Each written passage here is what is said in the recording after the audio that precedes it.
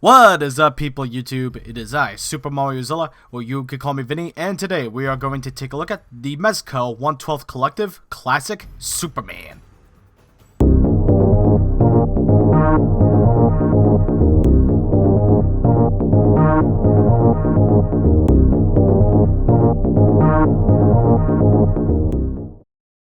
There's maybe like two of you who don't know who Superman is, so I'll make it brief. There is an alien who is the sole survivor of his planet Krypton, ends up on Earth, adopted by the Kents. Now he protects Earth with his newfound powers thanks to our yellow sun. Because the sun gives Superman his powers. You know? No one knew that? Did anyone know that? Oh, okay. I'm sorry. Anyway, this figure was revealed a couple years ago and was delayed for a whole year. A couple months ago, he finally released. But was the wait worth it? Well, you know the drill. Let's take a closer look. Like all the other Mezco figures, this figure uses cloth clothing, and in my opinion, it looks fantastic. The head sculpt looks really good and does have the Superman look to it, and they gave us the curl at the front of his forehead. The logo is sculpted, and the paint is clean for the most part, but there is some slop. Granted, that is an issue if you look at it up close. The logo also may look a bit puffy and small and not exactly true to the classic design, but to be honest, it's not too bad.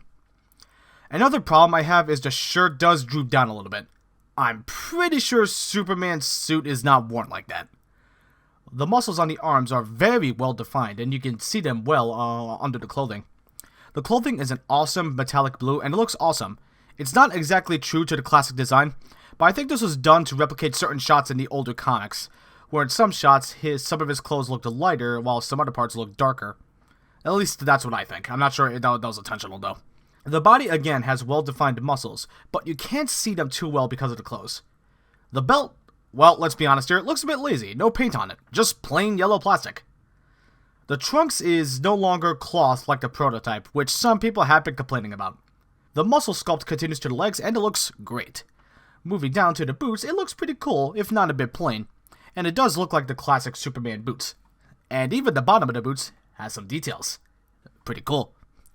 The cape looks awesome, if not a bit too big. It's a really nice material. The soft goods it's a really nice material to touch. I'm not kidding. And the logo on the cape is nicely applied. Awesome. Superman's articulation is pretty standard for the Mezco 1/12, so let's see what we're dealing with here. Though, to be honest, it is one of the more better articulated Mezcos. I'll explain in a bit. Head can look up about this much with the conjunction of the neck joint. People complain about the neck being a bit too long, but I think it's fine. It works because it helped give him the extra range to look up for fly poses, so that's pretty good. That's okay. You look about down this much. Both joints are on a ball joint. One ball joint and two ball joint. Okay. Arms, they're gonna go out about this much, which is pretty good. Biceps can swivel, but because there's nothing holding the cloth at the wrist, you actually have a effective bicep swivel. Just twist and twist. That way you don't accidentally with the cloth. So that's pretty good. Though I know it works because of Superman's design, the fact that he doesn't have any gloves. So yeah, but again, it still works. Elbows are on a double hinge. They can, or I think it's a single hinge. I'm not sure.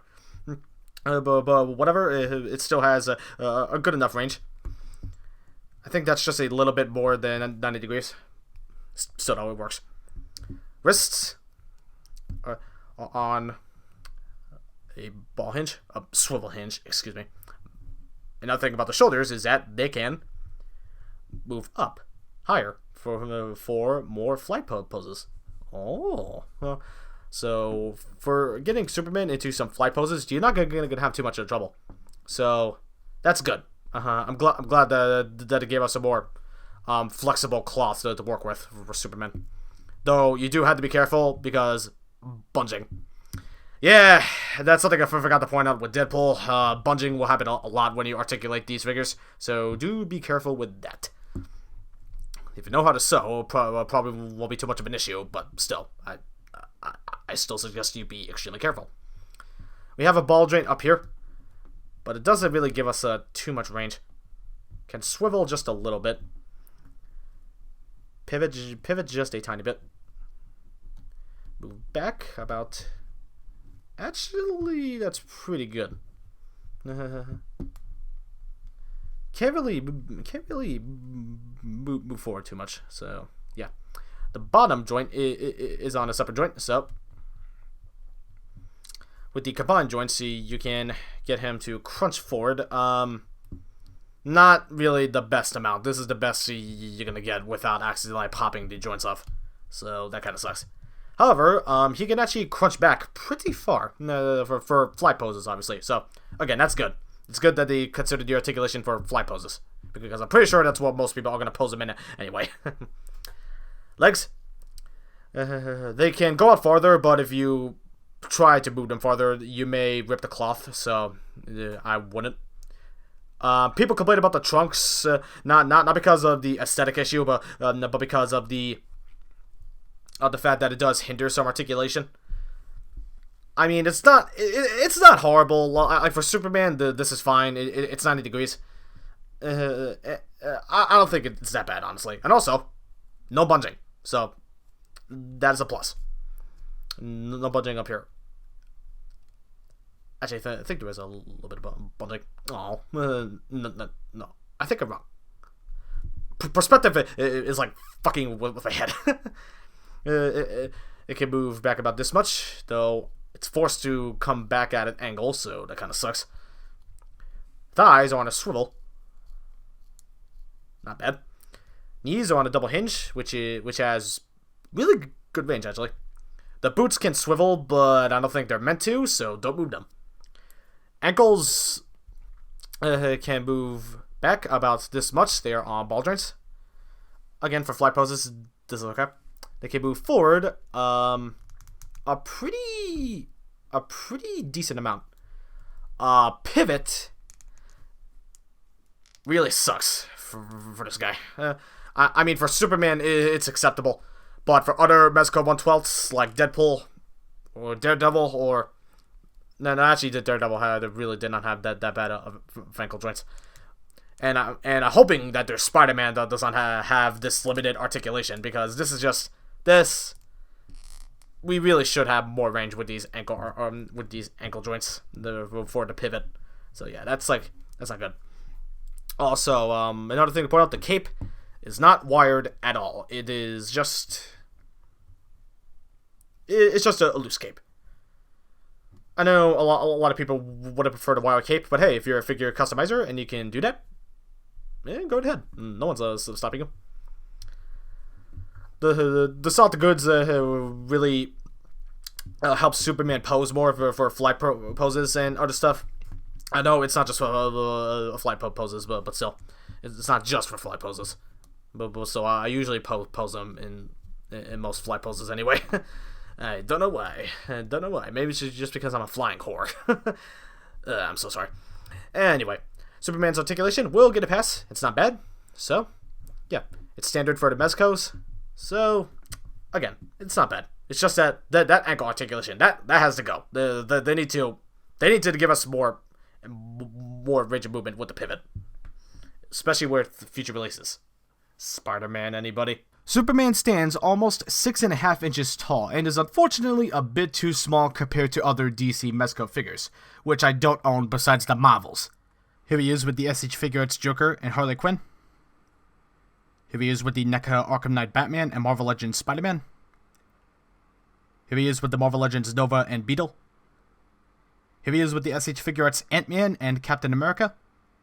And finally, here he is with the Mezco Daredevil and Deadpool. So for those that wished he was taller, sorry. That's one of the weaker things about this Superman. He is way too short for other DC Mezco figures, though he does scale well with Marvel Legends and SH Figuarts, so there's that. Superman comes with plenty of accessories, and most of them are awesome. First is his Mezco stand. It has his logo on it and it looks really nice. It comes with a peg for his feet and the arm for flight poses. Here he is on the stand with both of them in use. Next, he comes with an alternate heat vision head, but the paint job on it isn't necessarily the best. But the cool thing about this head is that it actually glows in the dark. I only barely captured it in this photo, but trust me, it can really glow. Next are his hands. He comes with 2 fist hands that were on him in the package, 2 clawed-like hands, and 2 karate chopping hands used for fly poses. Next up, he comes with some kryptonite. Very nice translucent green, and it's attached to a rock base. The sculpt on it is fantastic. Well done. Next is the Bottle City Candor, which is my favorite accessory. The detail on this thing is amazing. I love it. Though I do wish the city itself had some more paint details. Not a big deal though. But what is a big deal is this crack. What the fuck? Next are his chains. They are posable to replicate the popular comic cover of him escaping the chains.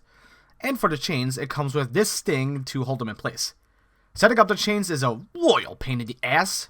You have to put both these chains into clips, which is really difficult to do. I never found an easy way of doing it. But please be careful and try not to break these clips, because of how much of a pain in the ass it is. After that, put the chains on this sting, which goes on the arm clip. Place it on Superman's back, and voila! Pretty cool. Next, he comes with this overly complicated way to pose the cape. All these arms and clips are bendy wire. You put them on this, which again goes onto the clip of the arm, then you put any part of the cape on these clips and pray the cape doesn't rip. Now, I may have stuttered a bit there because, well, I don't like this thing. It's a good idea on paper, but poorly executed. We should have gotten a posable cape instead.